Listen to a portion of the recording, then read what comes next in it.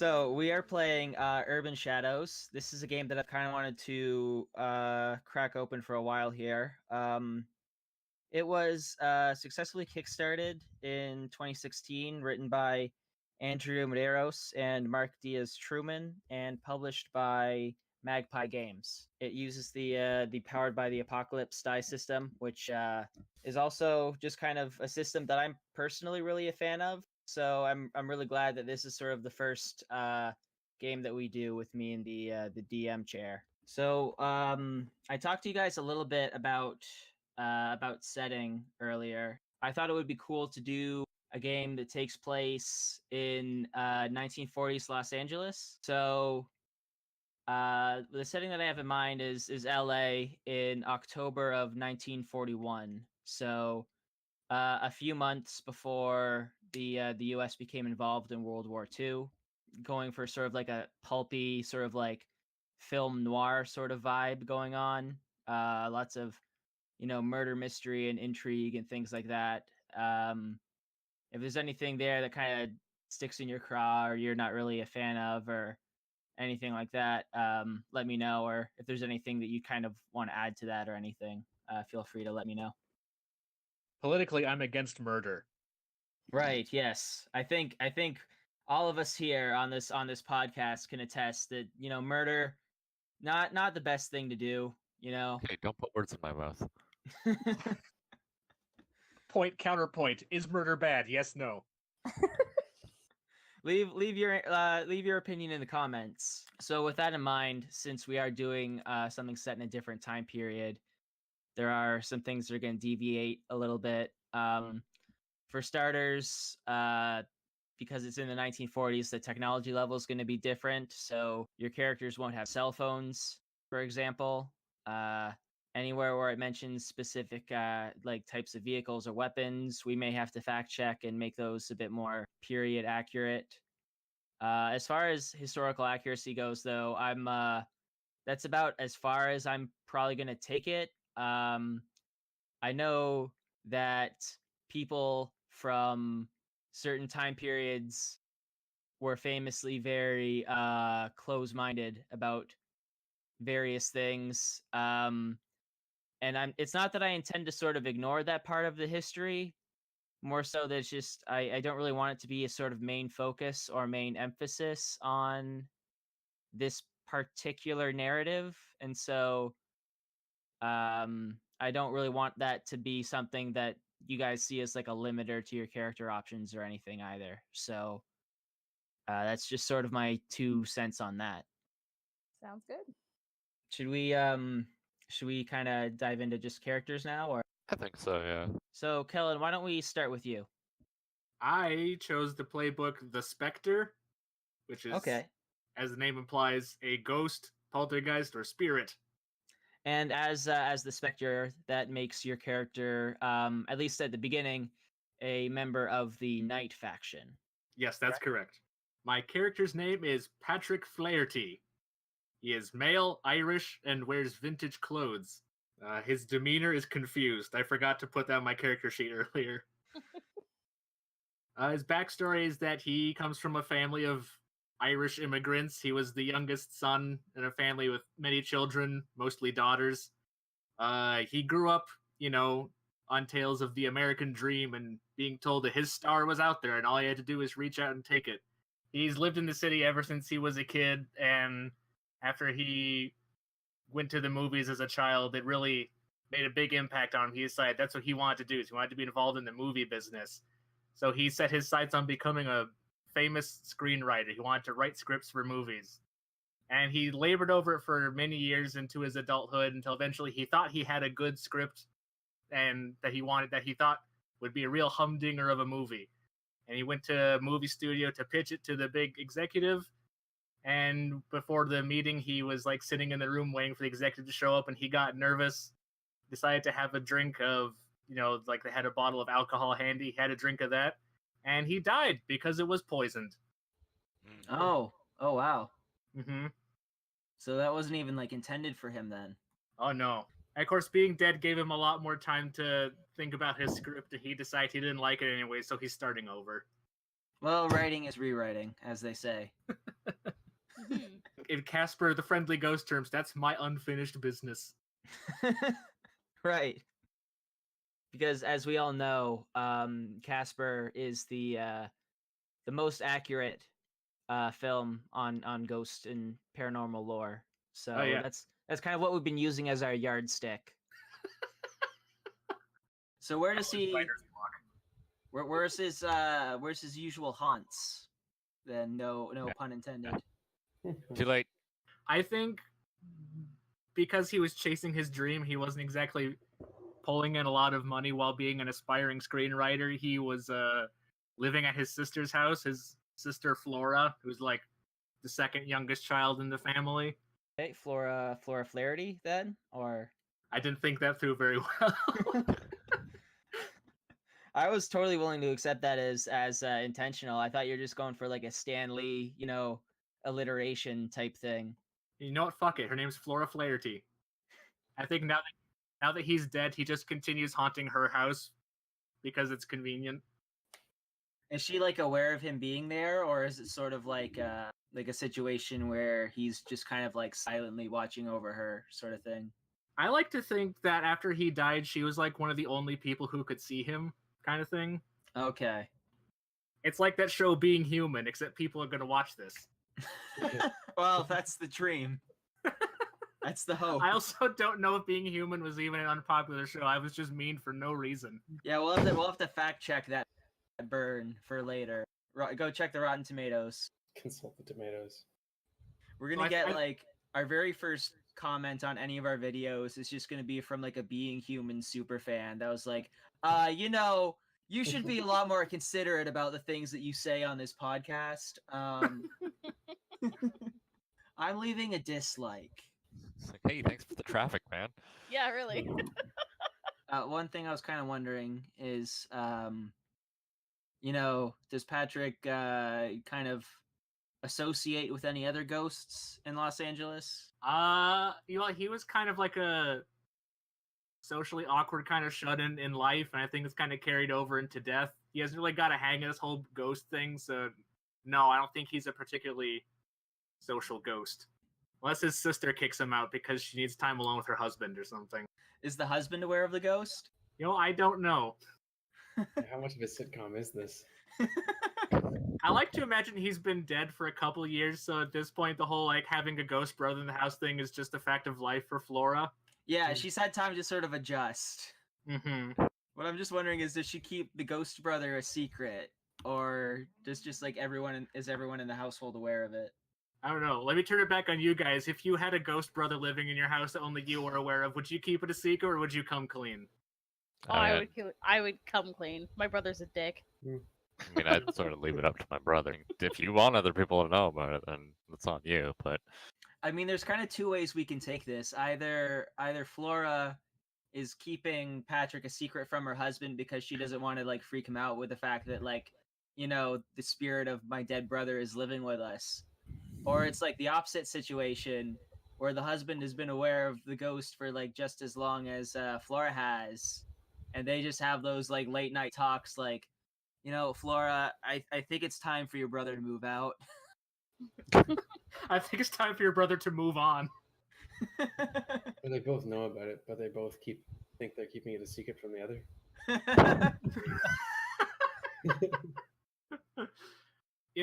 She probably tried to keep it secret for as long as she could just so no one would think she was crazy, but I imagine it eventually got to a point where it was kind of an open secret because you can't really hide a noisy ghost for that long. Just the clacking of the mechanical keyboard. Exactly. All hours of the night. I think everyone in the house knows by this point. census comes around. How many people live in this house? 2, actually. You were gonna say 3. Yeah, well, I mean, he's dead, so... Yeah, only 2 of them live here. So I guess, Adam, we can move on to you next. Alright. I am playing Malachi Abrams. Playing the Oracle playbook. And Malachi's history is, his family is from Canada. It's somewhere in, say, northern Alberta. But they're originally from Europe. They're of Jewish descent. They're from sort of the central area, like Austria area. But in 1939, Canada had a policy that they would not accept Jewish refugees from Europe. So what actually ended up happening historically is any refugees that came to Canada were immediately put back on the boats and shipped back to wherever they came from, and a lot of people ended up back in concentration camps as a result. So, upon hearing of this policy, Malachi's family decided to change their last name and just leave Canada. They took off for LA just in case they were found out, and then shipped back to Germany, or back to Europe, even though that they had lived in Canada before this policy had taken effect. That's super interesting. So he's been living in Los Angeles for about 2 years then? Yeah, let's say 2 years is pretty accurate in this case. So he's had visions for quite a while, and the visions have unerringly come true unless he has tried to do something to affect their outcome, whether or not he's trying to make it slightly better or worse, or just make it not happen at all. But they only come while he sleeps, and as a result of that, he tries to stay awake as much as possible, sort of ration out his sleep. So it's not uncommon to see him just pounding back coffee, trying to keep himself awake, but it's also not uncommon to see him standing up, close his eyes, and sort of fall over as he gently falls asleep, and then catch himself just to get a little quick vision from something. But because of the nature of his dreams always coming true, he's decided to use his power to benefit others, and he's taken up a job as a private investigator in LA. Okay. Ooh. Yeah, that's super cool. Of course, with it being LA, it's probably not super glamorous. Probably a lot of a lot of clients are probably just people wanting like dirt on their cheating spouses and stuff like that, which is has that like sort of disheartened him at all, do you think? Or I expect, because one city is a very small scope of humanity's interactions with itself, and because of his family's history and where he's been, where he's from, I think it doesn't really dishearten him so much. I never did get into a description for him. So he's got sort of like wavy, curly brown hair. Keeps it short because he's a professional. Typical film noir trench coat, loose tie, looking basically like if you're imagining film noir private investigator, it's him. but with that sort of like sleep deprivated look. Yeah, like sunken dark eyes. His eyes are actually blue, which is unusual for those of Jewish descent, of course. Yeah, I guess psychic visions are kind of peculiar for anyone. Yeah, so any descent. It's a matter of he has these visions, which is sort of taking its toll on his body as well as his mind. I guess one thing I'm kind of curious about is how successful is his business? Does he get a lot of clientele? And I guess my other question is this like a Dresden Files situation? Like, does he advertise himself as a psychic detective, or he keeps his visions to himself? Basically, the only people who would know about it are people of various supernatural factions, so not mortality. But he runs his business basically out of his apartment, so doesn't get a whole lot of clientele, but he is uncannily good at what he does, even if he has a stark lack of evidence. So successful in that he does his job well, but not so much in that he gets a lot of work. And last but not least, what do you desperately need? But regarding what he desperately needs, I really don't know. It's hard, I think, because I mean, for someone like a ghost, it's what do you desperately need? Yeah, that one kind of answered itself. Yeah. Yeah. But I guess like a sense of purpose could be a need in a sense, right? Yeah, but then like sort of found some sense of purpose in I think what he would desperately need then is something big, some larger investigation to make him feel like he's contributing more to his public and to his clientele more than just, oh yeah, your dog. I found him. The scoop of the century. Yeah, I'm trying to find something that can maybe get his name out there a little bit more. That makes a lot of sense. He spent most of his life running, right? So Mhm. he's trying to cement himself and trying to make a life for himself in a new place. Doesn't want to have to leave again. I kind of want to go over your gear really quickly. It looks like the Oracle doesn't get any weapons, which is a bit No. unusual for most of the playbooks. But what you do get is one set of unique items. So the examples they give here are either prophetic tools, so actual devices that you use to sort of focus your abilities, I guess. Some bone stones. Ritual objects, or a collection of tomes and grimoires. And I was wondering which of those would sort of appeal to you the most for this character. I wasn't sure what it was until literally just now when I googled it. So one of the ritual objects it lists is a thame, a theme. Not sure how you Maybe Atham? I mean, it sounds like it comes from the word anathema. a tame. Oh, a Thanks. tame. Okay. Thanks, internet. So yeah, I'll probably take a tame. It's more of like a ritualistic knife of Wiccan and pagan rituals. It's meant for directing energy more than it is for being a weapon. But that's very cool and super flavorful, so I'm all for it. I guess some more questions might open up once we get into debts, which I'm really excited for, just seeing how all your characters link together. Mm-hmm. And what sort of shared history they might have. So, for now, let's jump to Allie, though. What's up? What kind of character do you have for us today? I have the Tainted, a member of the Wild. All right. So, as a Tainted, you're a member of the Wild faction, and what it means to be the Tainted is that you are someone who serves some sort of demonic influence. You have a patron that compels you to do something. This is actually a super cool class, and I'm really glad that somebody chose it. My name is Kato. Well, for starters, I found out Kato is actually a boy's name, which I didn't realize until like after the fact when I was talking to my husband. Which So, I mean, isn't, I'm keeping it anyways. I like the name. it's not really that's not really a deal breaker. No, so I just thought I'd throw it out there that I discovered it's technically a man's name, but fuck it, I'm keeping it. I don't have a last name because I don't care for one. I'm a freaking demon. I don't know. Like, I've been around for years. The concept of a last name is no longer relevant to me. So her regular look is like a rockabilly pinup kind of style with like fitted leggings or dress pants and like a bold print blouse that usually sits either off one shoulder or both shoulders. She's got long black hair for now. Then her bangs are styled in one curl to the right and either a large bow or a bandana tied into her hair, very much like that pinup style.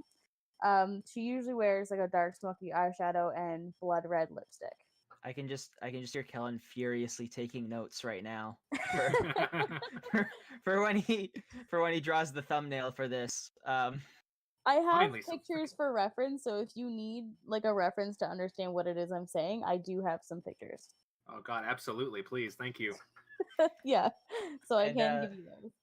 You said demon form you're kind of undecided on right now? Well, I have like a base for my demon form, but there's still I think a couple more details I want to add to it. But for right now, what her demon form, it's slightly inspired by Rathia Ballerina from Ava's Demon, in case anybody knows. So I'll just read the little paragraph. Kato has horns that begin at her temples that hug her skull, curving down around her ears and points downwards towards her clavicle. The other set of horns follow the lines of her head naturally and point outwards near the base of her crown of her skull and taper off into shorter points. Both sets of horns seem to grow with the black ebony hair, slicking nearly everything back, but a defiant curl she keeps in her bangs pops out the front as if she remembering who she once was and is fundamentally still a human who made a bad choice with a personal demon. As she changes into demon form, Kato's skin melts away like lava and reveals her skeleton and a miniature black demon sprites peeking out from behind her ribcage. These sprites make aimless noises and then crawl around in and around her ribcage like children at a jungle gym. They peer out to the scenery and the victim/target from behind the bone and seem to only respond to Kato's direct command. The sprites themselves seem to have dripping skin themselves, but they're hard to tell from a distance. The only skin that remains in contact are Kato's face and down to about halfway through her neck, and on her hands just past her wrist, still dripping with caramel-like consistency from the intense heat of melting away initially. Kato's black eyes blacken and sink into her skull, letting her original smoky eye become the main focus, but still allowing the lines of her cat eye to take effect in the human form. So it doesn't actually follow the shape of her natural skull.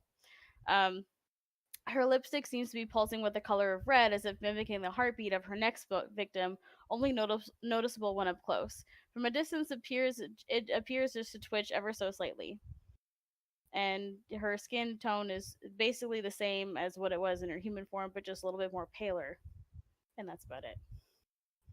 So, what I want to know is, Yep. do the shadows inside her ribcage, like, does she have one for every soul that she's collected on behalf of her patron? Because that would be metal as fuck. Well, like, if she is assassinating, because her job is to basically either collecting souls or assassinating the enemies, right? I was thinking some of them would be, but most of them are from the patron she inherited from. So, like, the patron gave her the sprites, and they basically just ate away at her insides and her soul. So, if she's collecting the souls, then she'll just bring them right to the patron, and he'll do with what he wants with those souls. But if her job is to assassinate them, then she gets to keep them for herself. So she keeps the assassinated souls as her sprites, but then she gives away the souls that she's just supposed to collect. If that makes sense. Right. Okay, cool. Right. Do you have a name for the patron, or I'm just gonna leave it at the patron because that's the easiest that I can remember, and it'd probably be easier for all of you guys to remember as well. okay? There's something kind of ominous about that, just the patron. Exactly, and you don't really know who or what exactly it is. It's just the patron. Mm-hmm. Yeah. Well, we know it's from hell. That's about all you know, right? But like, there's Yeah. no specific face. It's kind of like aimless. It's just like a ominous thing, and it's kind of sweet. Yeah, I actually like that a lot. Yeah, that's really cool. Hmm. How long have you been in the city? Longer than I care to remember. Fair enough. Who would you die for? Only me and my salvation that never seems to come. What is your daily release? Living the nightlife and feeling the sorrow and misery in bars, clubs, and dark circles. That's poetic as shit, dude. Well, I mean, think about it. I'm stuck as a demon working for somebody that I fucking hate. In order for me to have like some sort of happiness, it makes me happy to see other people in shitty situations. It's Schadenfreude. Yep. And what do you desperately need? I need to be freed from this patron and this fucking job of mine. I guess that kind of goes without saying. Yeah. And so, does she have another job besides, does the patron pay her rent? No. So like she does love the nightlife, and so she did become like a bartender and hang out with all those bars and clubs and dark circles. Simply because a lot of where the patron's enemies come around, like that they're from that era, so it makes sense to kind of be like an inside man. Maybe she could work at like one of those like celebrity nightclubs on the Sunset Strip. Yeah, yeah, for sure. Like rubbing elbows with the Humphrey Bogarts and the like. Yeah, for sure. That's definitely her cup of tea. And the other thing that the patron did give her was a revolver Colt, right from his personal collection of weapons. Oh, so it probably has like all these like demonic engravings on the barrel and shit. Right. Ah, super cool. Sorry, I don't mean to like yes and you too much. But... No. Like it's okay. Like you're just basically feeding off of what I had originally wanted to say anyway. So it's great. I'm just really excited for this concept. Yeah, I think this is a great group we have fitting together. sure. Tyson, how are you feeling right now? I got my shit together, I think. All right. Nice. Do you want to tell us about your character? Sure. My character's name is Marlowe Hosp. He is a male, and he is dressed in rags. He's kind of a hobo. So that's mostly all you need to know about his life. He's a hobo. Oh. He's also a wizard. He's Well, he's a wizard hobo. yes, he's a Yes. wizard. He's a wizard murder hobo. He is around 60 years old. It's about. I have to nail it down exactly. Mm. He's been around for quite a while. He's been living in this city since his early teens. His family came over from Austria just before the breakout of the Great War. Just before the breakout of the Great War. So they came over here. His dad got a job working in industrial factories, died of an accident a little while later. Mom is still around, question mark, sort of thing. Anyway, as Marlo, me, took off to the streets pretty quickly, kind of ran around with gangs a little bit, ended up just living on the streets for the past 40 odd years, just about. Down on Skid Row. It's been a long time, yes. He gained his powers. Should I have to go? Yeah, I should go through all this stuff. I gained / sacrificed for power. Well, I had to be on the streets and all this. But anyway, I came across one evening sometime after I had been living on the streets for a couple years. And there was the previous wizard. This is how I got my powers. I killed the previous wizard, a previous wizard. He was assaulted by some sort of forces. I'm not really sure what at the time. Had no idea really about Night and the various factions, Night or Power Wild. So I'm not sure which one of them or what kind of mysterious group kind of beat on this wizard, but they almost killed him. Unfortunately, he ran into me in that alley. I happened to have my revolver on me, and he looked fairly well off. So I murdered him for money, for his wallet, basically. Didn't find too much besides his robes that he was wearing, which are kind of nice, and his focus as well. So I take those because they're basically the only items of value, only to discover that somehow that means that I get magic powers now. I became kind of not took over his role or anything. I have no idea who he was or where he came from. I killed him in an alley because I wanted to eat tomorrow, but I ended up with magic powers out of it, sort of thing. But whoever it was that murdered this guy clearly came after him and kind of came after me a couple times later on.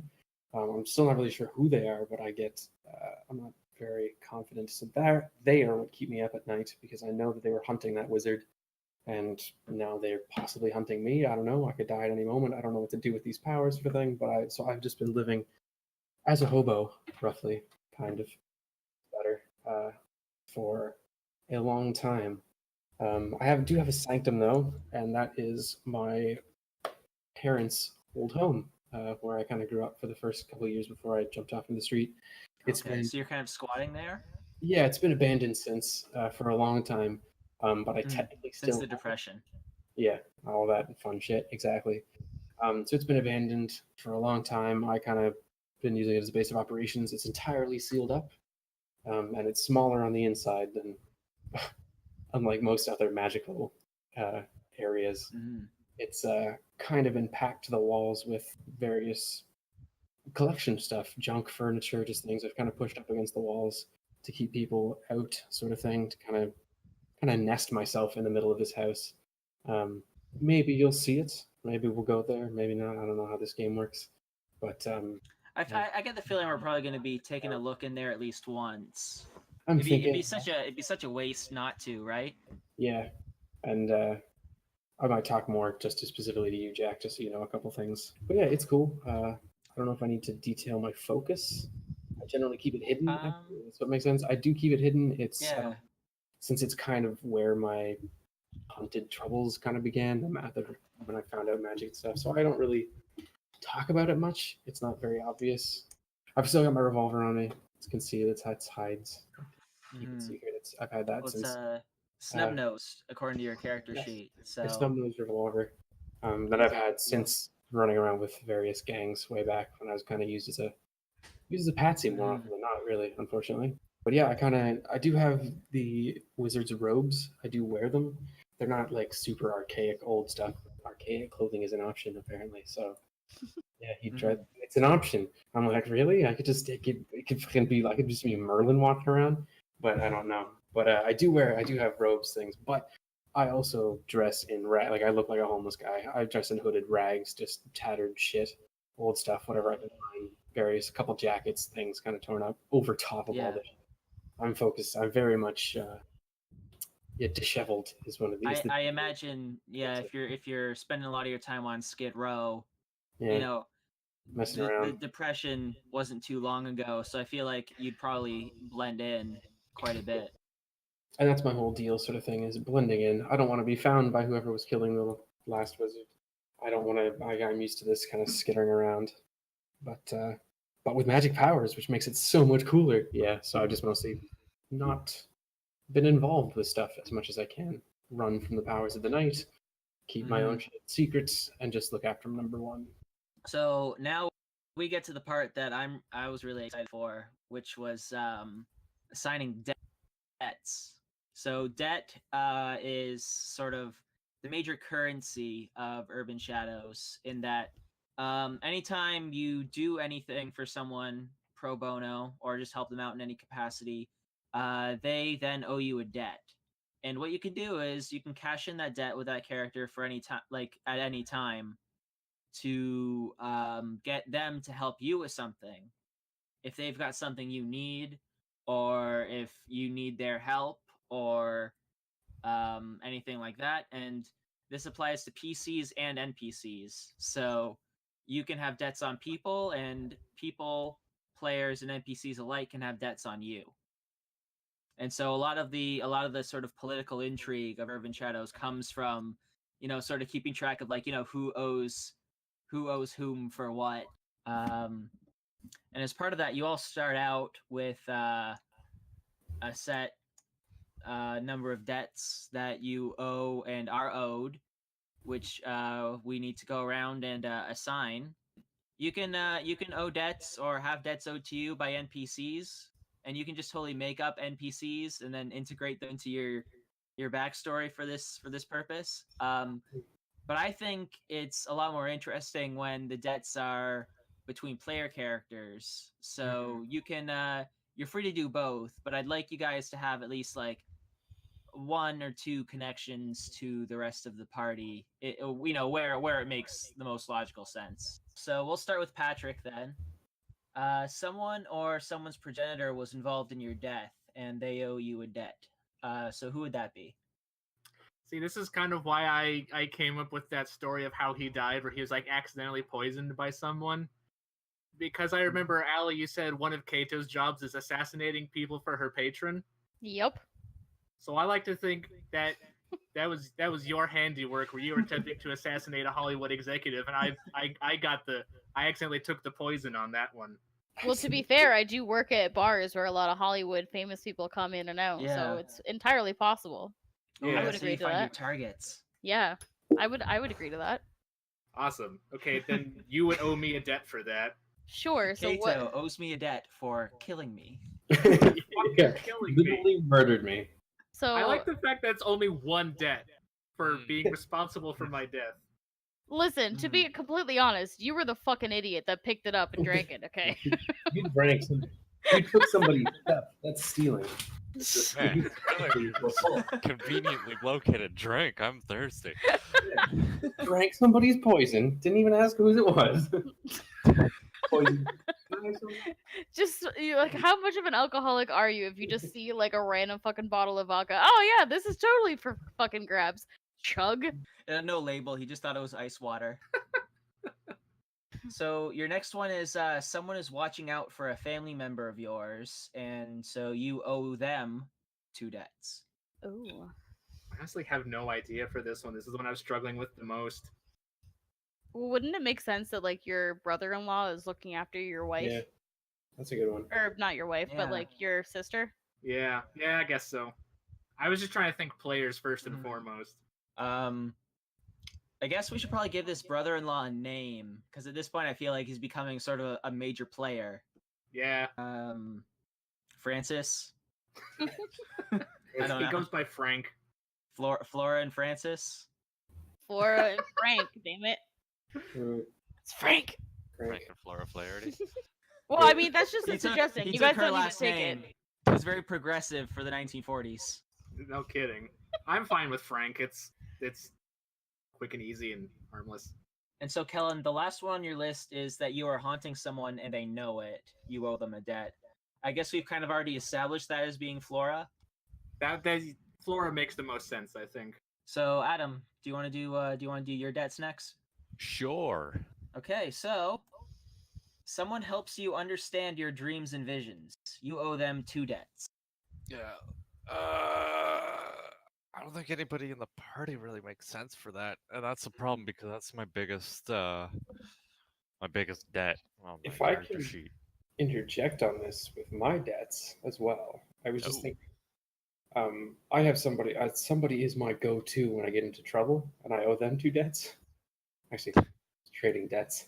But I was just like, since we're both like supernaturally powered, like I don't know, as opposed to demons or being dead.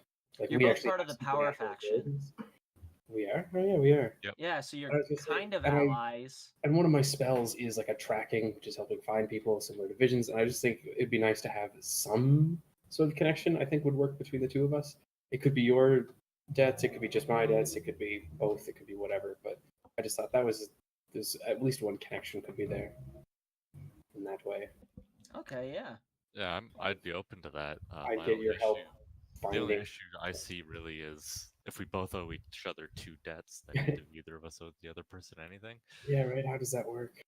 Well, I guess because all the way owe each debts other, work, that's good. because you can cash them in at any time.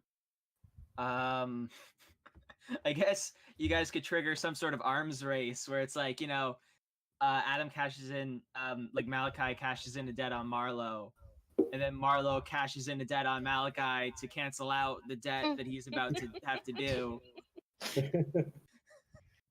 It just keeps going until you guys just burn all your debts in like one scene. That would be hilarious. I like to Go think through all our that's debts and then, hey, can you help me with this? Yeah, right, but you'll owe me. Fuck you. But I think it's okay because you guys, since you can cash them in at any time, debts are more of a plot device as opposed to Yeah. an actual currency. it's like the number of times you can like call on them for help. Yeah. Without maybe not a literal debt, but Yeah. they'll help you at least once for without something. without owing them in return. Okay, so Malachi and Marlowe That's have good. coffee together on Sundays and just help each other with their powers. I was thinking more on the lines of I stumble in late at night, begging for help. Oh because yeah. some sort of things are after me, or I need something and I can't find it. You're a detective. Oh yeah, that's super noir. Being more like, yeah, I just show up randomly. You don't really like. You kind of know roughly where I live. Maybe you do know where I live. I don't know. We have to hash that out. But yeah, it'd be interesting. We know who each other are and we help out each other occasionally, but we're not exactly friends. Definitely co-conspirators occasionally would be neat. So, That works for me. If that works Yeah. for you, Adam. so Marlowe owes me 2 debts for being his go-to when he's in trouble, and then I owe Marlowe 2 debts because he's helping me understand my dreams and visions. Yeah, because I'm an old guy. I've seen the world. I've probably got some good wisdom about your You've visions. got all those tomes. Not only that, you probably have like a how to interpret dreams book Right. or two. Yeah. Let me check my Sanctum info. Like that's the thing. I probably have enough shit to. In my Mm. Sanctum, I can do some shit with it. There's other cool stuff. Yeah, like between your combined wisdom of your age plus like the books and wealth of knowledge you have readily available at your fingertips, I'm sure work something out with Malachi. Probably, yeah. Mm-hmm. Let me just crack open interpreting visions for dummies. Yeah. So the next one for Malachi is you've had a dire prophecy about someone, but you don't know how to help them yet. You owe them a debt. I could owe Cato that debt. Ooh. There could be, because maybe I've seen foreseen some sort of interaction between her Mhm. and her benefactor that is in some way going to screw her over. Right. And This sounds so at- much like him. at this point, I have no idea how I'm supposed to help her, but I know I can. I'll take that because Yeah. my patron's a fucking dick. All right. You're like I'll take that. lawyering her. You're like, I've read the fine print of this contract. So I owe Kato 1 debt because of my dire prophecy. Okay, so And then your last one is you're helping someone realize their true potential through your vision, and they owe you a debt. Which, given everything that we've discussed here tonight, that could be Patrick owes me a debt. Because Oh, yeah? he's stuck in front of a typewriter trying to figure out his screenplay. And I'm sitting here going, how did the rest of his movie go? When they cross paths at a cafe or something, and you just like psychically picked up on my story and you got hooked on it. Yeah. We're just like falling asleep at the next table over and hey, wait a minute. I like that. I like that a lot. I was almost gonna go the opposite way. I was gonna think that what if Patrick's screenplay is about a psychic detective, and so you're like his muse. I find he can see the future. I just stop by every day. It's like, what do I write next? Oh man, you could totally turn that into something like you're actually writing Patrick is writing Malachi's story in real time as it happens. The Spaceballs effect. Yeah. I don't know. What do you think of that, Kellen? I'm totally down for that. I think that's great. So, you owe me 1 debt because I'm helping you realize your true potential. And now it's Allie's turn. okay. So Kato, Mm-hmm. you are I have- protecting someone from a dark power. They owe you 2 debts. Well, considering I killed Patrick, I was thinking I can either give this to Malachi or I can give this to Marlo. Well, It makes more sense Marlo if is being pursued by a dark power. Yeah, Mhm. which could or Established. could not be your benefactor or something. I'm not sure I would.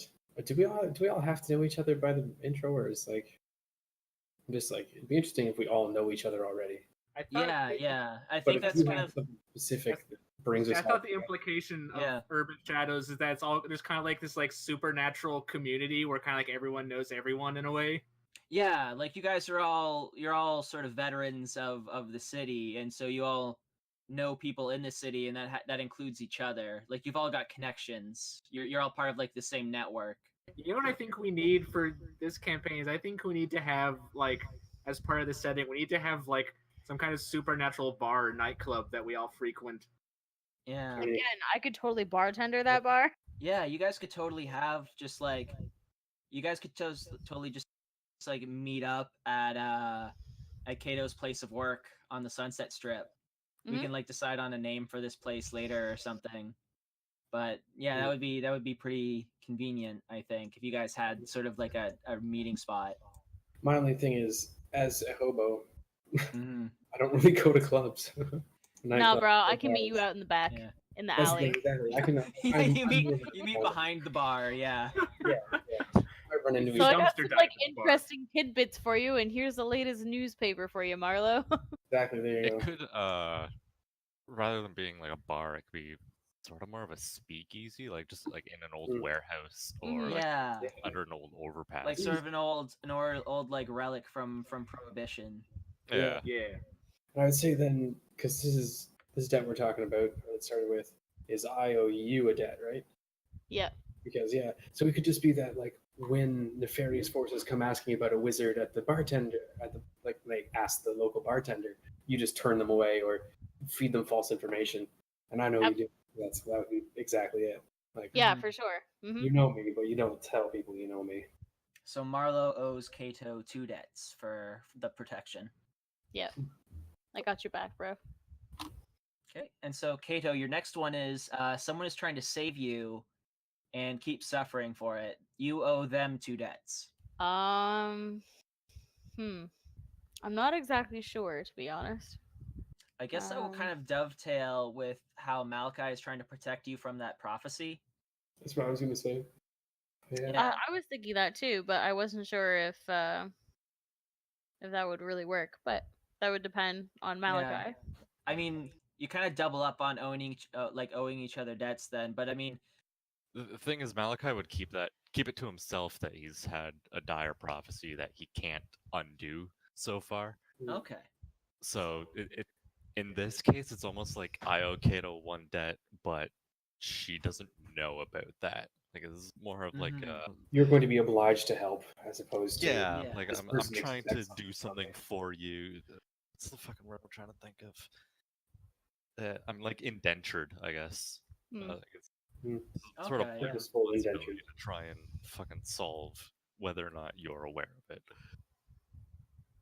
So I don't think it would make sense for me owing her two because, or for her owing me two because I'm trying to save her and constantly suffering for it. Okay.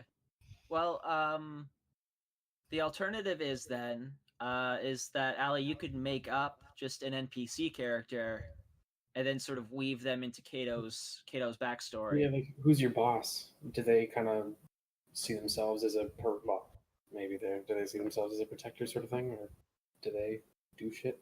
Well, They go the with next you? one on our list is you have a demon patron who holds a contract for your soul. You owe them 3 debts. That's just kind of her patron by default. Yeah, yeah. So for the person that's trying to save you, you It's could someone just different than a patron. yeah. Yeah. Yeah. No, So I you said could Meet your boss at the bar. At the bar. That's Oh. what I'm talking about. Yeah, that's what I meant. Your actual boss, not or your, like one of your coworkers. Yeah, some person who knows you and feels obligated to help. And sometimes, maybe since they're mortal, they don't always get the best of it.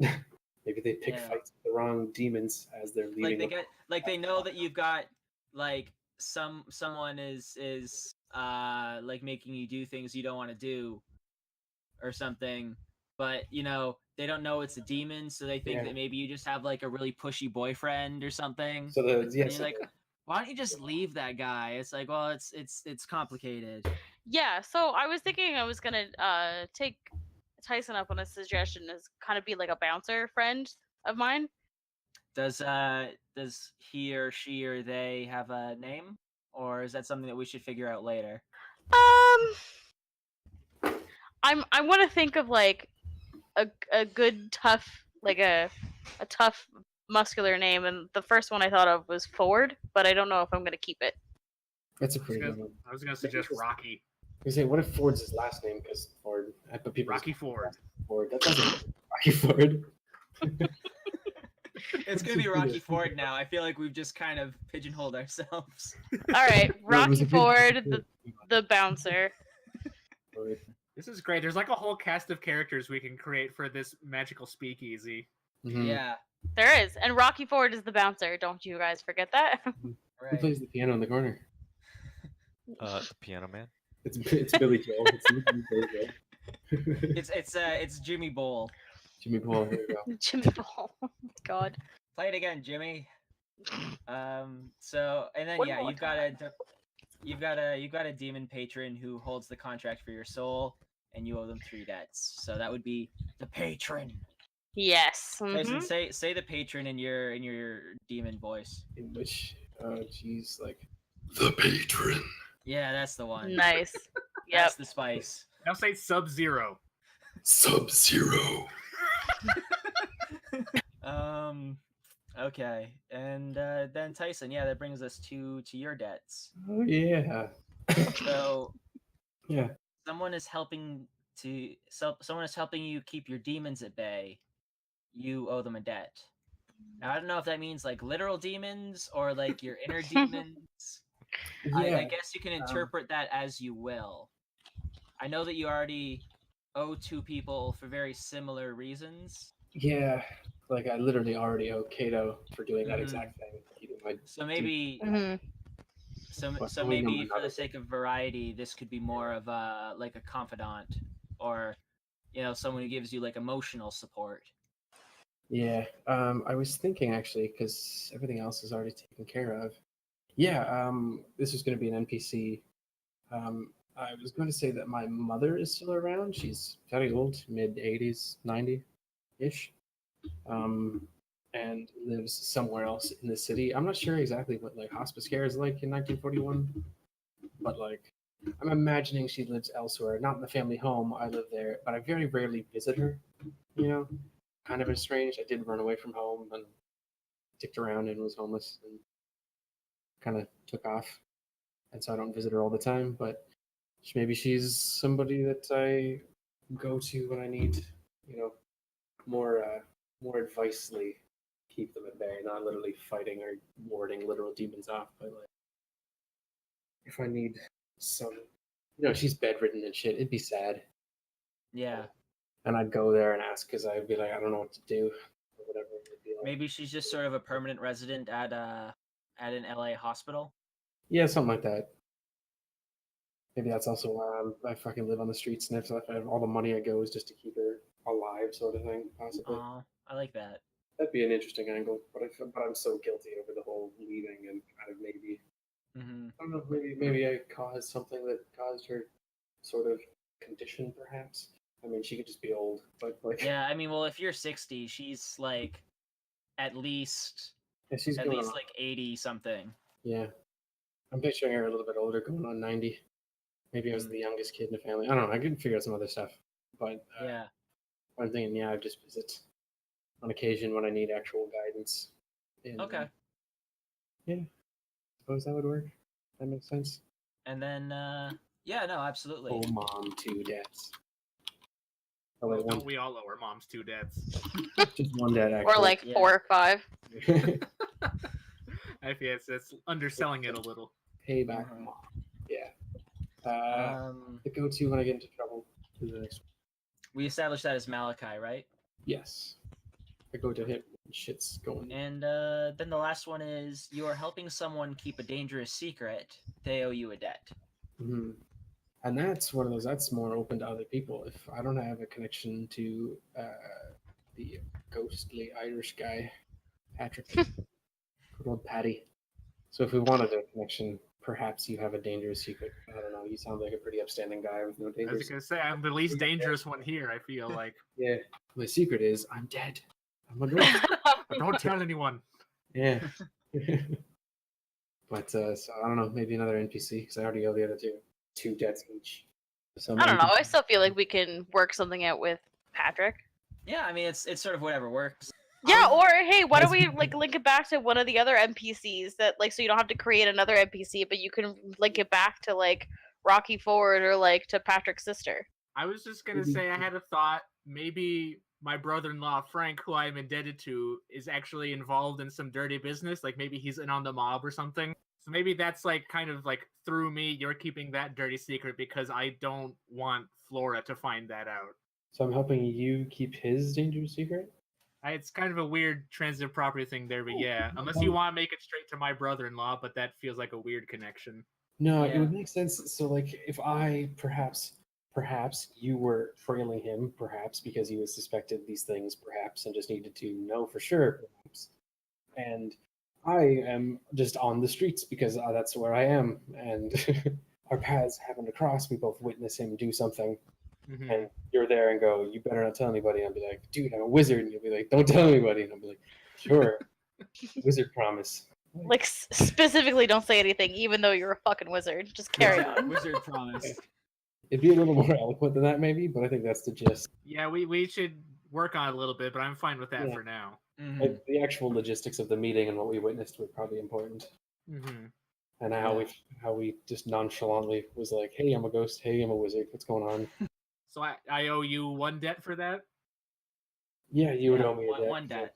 that secret. Okay, this is awesome. Well, It's a I'm great- excited. It's a great cast. It's like the weirdest fucking sitcom.